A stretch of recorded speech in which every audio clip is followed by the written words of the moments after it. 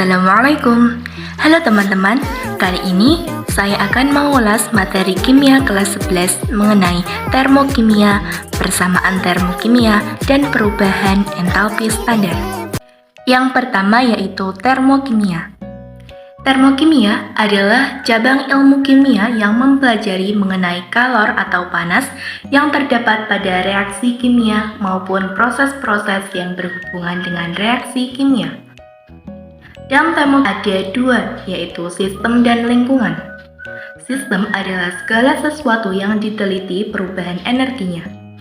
Misalnya, ada kopi panas dalam cangkir. Nah, cangkir tersebut sebagai sistem, dan kopi panas tersebut yang dihitung energi atau kalornya. Kemudian lingkungan. Lingkungan adalah segala sesuatu di luar sistem. Contohnya adalah ketika tangan kita memegang es teh. Maka, es teh itu yang menjadi lingkungan karena dipegang oleh tangan yang berada di luar es teh. Dalam termokimia ada juga entalpi. Entalpi adalah besarnya kalor yang diukur pada tekanan tetap. Ada dua reaksi entalpi. Yang pertama, eksoterm, yaitu dengan kata lain dibebaskan atau dilepaskan, dengan tandanya negatif. Kedua, endoterm. Endoterm dengan kata lain diserap atau dibutuhkan kalor, dengan tandanya positif. Kemudian persamaan termokimia.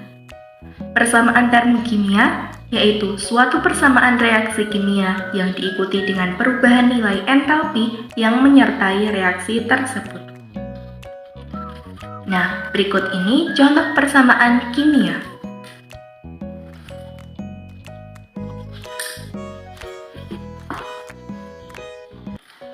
Yaitu 2H2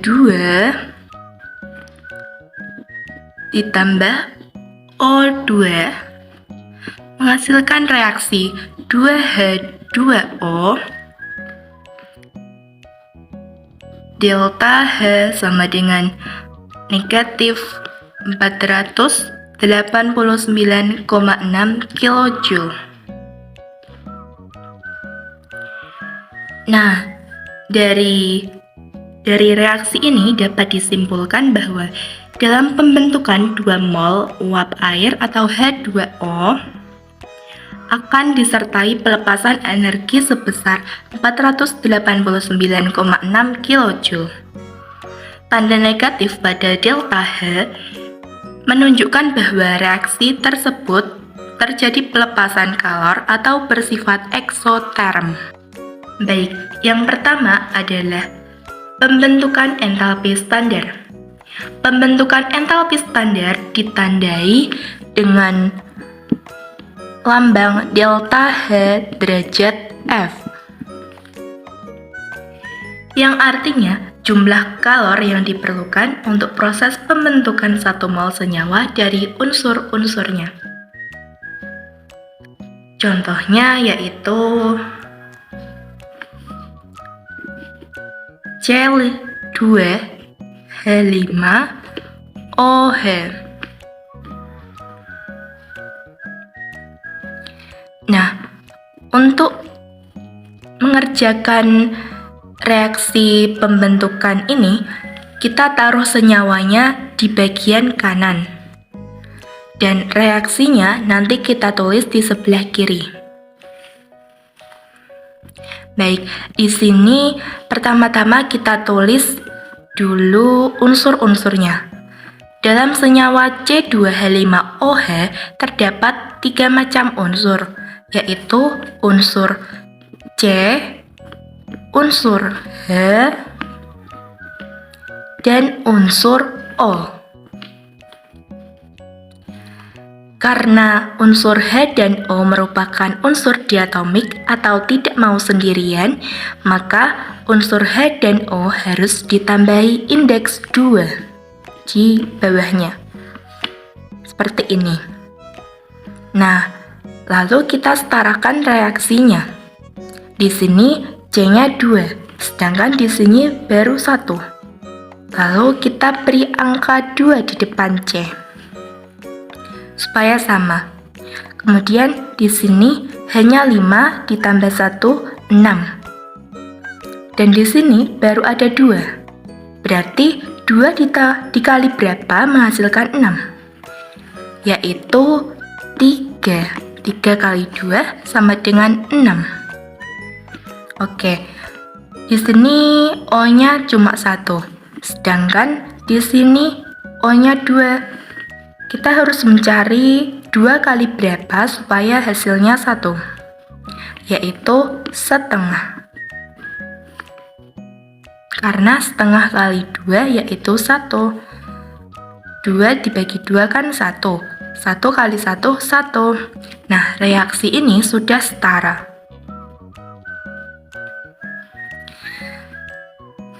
Lalu, saya akan menambahkan sedikit, yaitu unsur diatomik. Unsur diatomik yaitu unsur yang tidak mau sendirian.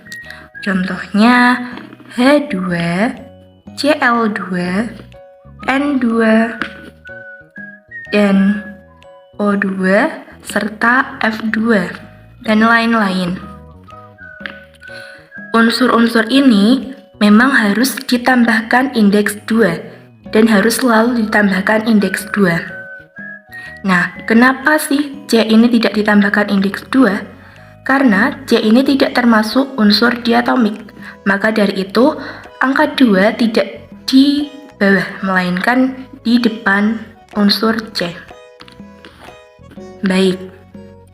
Yang kedua, kita akan membahas tentang penguraian atau dilambangkan dengan delta H derajat D. Delta H, ingat, delta H derajat F yaitu pembentukan, sedangkan delta H derajat D adalah penguraian. Baik, yang kedua yaitu delta H derajat D atau penguraian. Penguraian ini hampir sama nanti dengan pembentukan. Bedanya, senyawanya nanti ditulis di sebelah kiri dan reaksinya ditulis sebelah kanan. Berarti delta H derajat D itu berkebalikan dengan delta H derajat F. Oke. Contohnya yaitu H2O. Senyawa H2O akan direaksikan menjadi H ditambah O. Ya, ditulis unsurnya terlebih dahulu, karena H2O tersusun atas unsur H dan unsur O.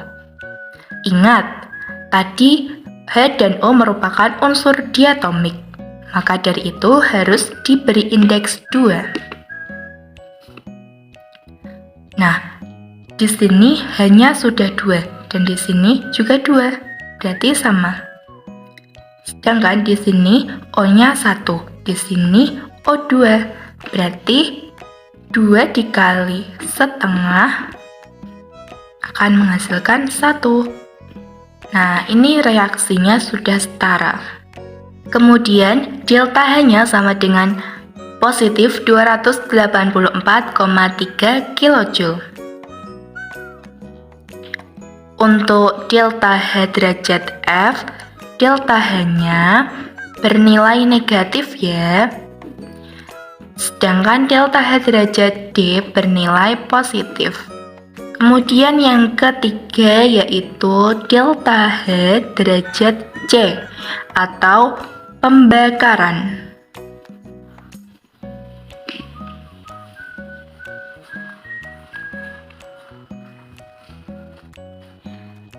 Baik pembentukan, penguraian maupun pembakaran, ini yang dicari adalah 1 mol senyawa. Untuk contoh dari reaksi pembakaran yaitu C2H2. Untuk mencarinya, menurut saya harus ditambahkan O2 di sebelah kiri dan ditambah CO2 plus H2O di sebelah kanan. Selanjutnya kita akan mensetarakan reaksinya, yaitu di sini C-nya 2, sedangkan di sini 1. Berarti kita beri angka 2 di depan C. Di sini hanya 2, di sini juga sudah 2, maka sudah setara. Di sini O-nya 2, di sini O-nya 2 kali 2 sama dengan 4, dan di sini ada 1. Berarti 4 tambah 1 sama dengan 5. Nah, di sini O-nya baru ada 2. Berarti 2 dikali berapa bisa menghasilkan 5, yaitu 2,5. 2,5 kali 2 hasilnya 5. Nah, reaksi ini sudah setara. Baik, contoh lainnya lagi yaitu C6, H12, dan O6. Seperti tadi, kita tambahkan lagi O2 di sebelah kiri, lalu CO2 di sebelah kanan plus H2O. Kalau kalian menemukan soal seperti ini, tadi kan senyawanya cuma C22 atau 2 unsur saja. Sedangkan ini terdiri dari 3 unsur, kalian tidak usah bingung. Kalian tetap menambahkan 3 ini, yaitu O2, CO2, dan H2O. Oke, kita kerjakan ya. Di sini C-nya 6, sedangkan di sini 1. Berarti kita beri angka 6 di depan C. Lalu, di sini hanya 12. Di sini baru ada 2. Berarti 2 kali berapa bisa 12? Yaitu 6 kali 2. Oke. Di sini O-nya 6 dan di sini O-nya 2. Tapi untuk pengerjaan O ini kita kerjakan di sebelah kanan dulu. Di sini O-nya 6 kali 2 berarti 12 ditambah 6 kali 1 berarti O-nya 6. Berarti 18. O di sebelah kanan 18. Sedangkan di sini baru ada 8. Maka di sini kita kasih angka 6. Kenapa angka 6? Karena jika 6 kali 2 adalah 12, sedangkan di sini sudah ada 6. Berarti kalau kita jumlahkan maka hasilnya sama, 18 dan 18. Maka reaksi ini sudah setara. Mudah bukan teman-teman? Baik teman-teman, itulah ulasan dari saya mengenai termokimia, persamaan termokimia, serta perubahan entalpi standar. Semoga ulasan yang saya berikan tadi dapat memberikan kefahaman kepada teman-teman, dan semoga teman-teman juga dapat memahaminya ya. Sekian video dari saya. Apabila ada kesalahan, mohon dimaafkan. Dan terima kasih untuk kalian yang sudah menonton. Semoga teman-teman selalu semangat belajar ya. Assalamualaikum warahmatullahi wabarakatuh.